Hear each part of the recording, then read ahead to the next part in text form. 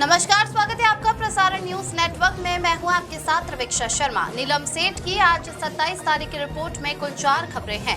इसमें पहली खबर है कि आम आदमी पार्टी के अरविंद केजरीवाल, पंजाब के मुख्यमंत्री भगवंत मान और गुजरात के पार्टी नेताओं ने आज लीमखेड़ा में एक जनसभा को संबोधित किया। इसमें अरविंद केजरीवाल ने आम आदमी पार्टी के कट्टर ईमानदार पार्टी होने का दावा किया। दूसरी खबर दाहोद जिले में आने वाले दिनों में बेमौसम बारिश का पूर्वानुमान है।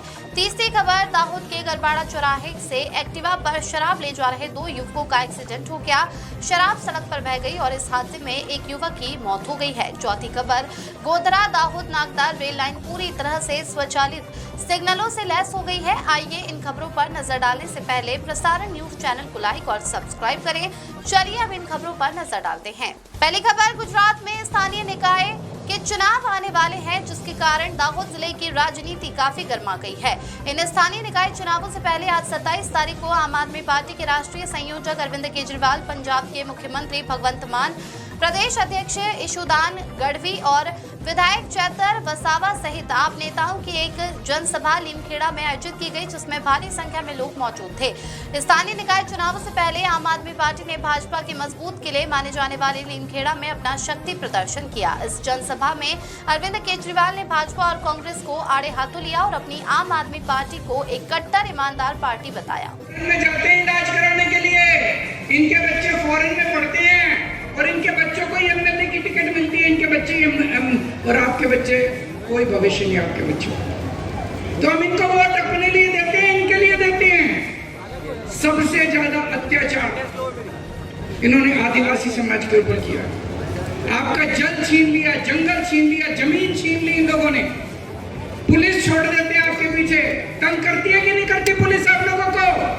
ये फॉरेस्ट डिपार्टमेंट वाले तंग करते हैं कि नहीं करते? सबसे ज्यादा एफआईआर आदिवासी समाज के लोगों के ऊपर की हुई है। दोस्तों, मेरे को भाषण देना नहीं आता। आज मैं आपके काम की बात करने के लिए आया हूं। बहुत सारी बातें अभी मान साहब ने बताई। पंजाब के मुख्यमंत्री मान साहब आपके सामने स्टेज पे बैठे हैं। पंजाब में 2022 के पहले यही हाल था जो अभी गुजरात के अंदर है। 2 पार्टियां थी, एक कांग्रेस और एक बीजेपी अकाली गठबंधन। 5 साल इनकी सरकार आती थी, 5 साल इनकी सरकार आती थी। किसी की भी सरकार आ जाए, दोनों मिलकर लूटते थे। दोनों के जॉइंट धंधे थे। जैसे गुजरात में दोनों पार्टियों के जॉइंट धंधे हैं, ऐसे पंजाब में भी दोनों पार्टियों के जॉइंट धंधे थे। लोग तंग आ गए, लोग पंजाब के तंग आ गए। फिर पंजाब में एक नई पार्टी आई, आम आदमी पार्टी, झाड़ू वाली पार्टी। एक नई। अगली खबर, मौसम विभाग के अनुसार आगामी दिनों में बेमौसम बारिश का पूर्वानुमान जताया गया है। इसमें 29 और 30 मार्च इन दोनों दिनों के लिए येलो अलर्ट के साथ बारिश की चेतावनी जारी की गई है। राज्य में 29 और 30 मार्च को कच्छ, बनासकांठा, साबरकांठा, अरावली, दाहोद और महिसागर में बेमौसम बारिश होने की संभावना है। इन 2 दिनों के दौरान 30 से 40 किलोमीटर प्रति घंटे की रफ्तार से तेज हवाएं चलेंगी। 2 अपर एयर साइक्लोनिक सर्कुलेशन सिस्टम सक्रिय होने के कारण इस बेमौसम बारिश की चेतावनी दी गई है।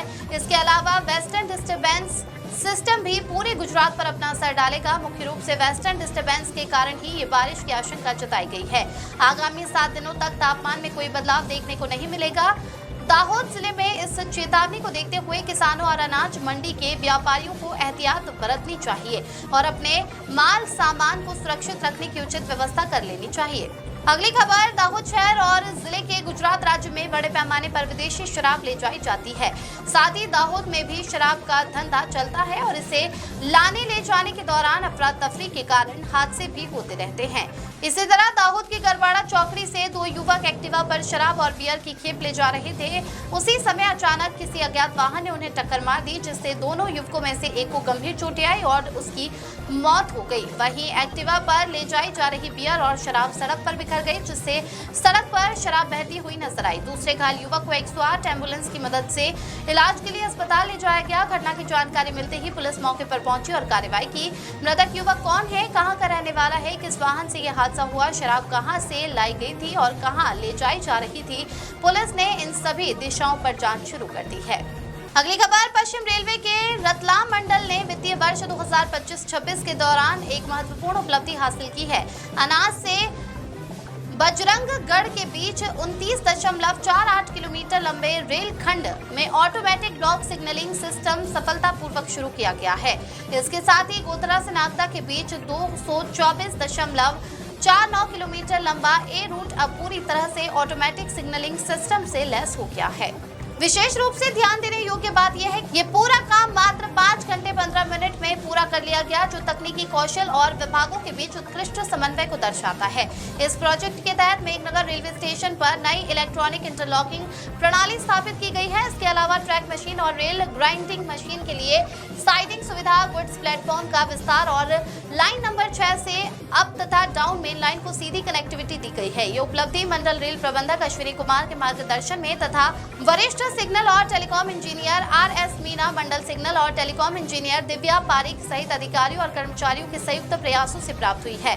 विभिन्न विभागों के बीच बेहतरीन तालमेल के कारण ये कार्य समय सीमा के भीतर पूरा हो सका है। पश्चिम रेलवे रतलाम मंडल के जनसंपर्क अधिकारी मुकेश कुमार द्वारा दी गई जानकारी के अनुसार इस आधुनिकीकरण से ट्रैक की क्षमता, सुरक्षा और संचालन दक्षता में वृद्धि होगी। साथ ही मानवीय भूल से होने वाली दुर्घटनाओं में उल्लेखनीय कमी आएगी। नीलम सेठ की रिपोर्ट।